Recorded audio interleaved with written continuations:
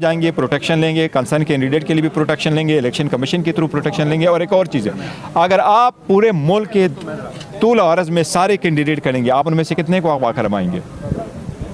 कोई एक भी नहीं कर सकेंगे। इंशाल्लाह कोशिश हमारी होगी। सारे वकील इलेक्शन लड़ेंगे तो केस कौन लड़ेगा फिर? नहीं, इंशाल्लाह सारे वकील इलेक्शन नहीं लड़ेंगे। और देखो, इलेक्शन लड़ने का इरादा सबका है, लेकिन ये फैसला पार्टी करेगी और पार्टी के फैसले अभी होने बाकी है। पाकिस्तान और यकीन पाकिस्तान कहा जा रहा है, उनका मुस्तकबिल कहाँ देख रहे हैं आप? मैं समझ में बड़ा तारीख है।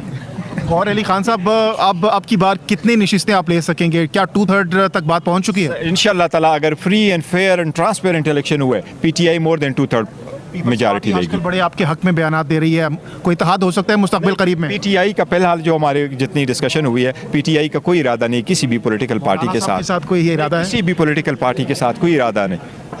मौलाना साहब के साथ तो हो ही नहीं सकता। नाराजगी सुना है, उस पिक्चर रिलीज करने के बाद आप लोग काफी नाराज हैं मौलाना साहब।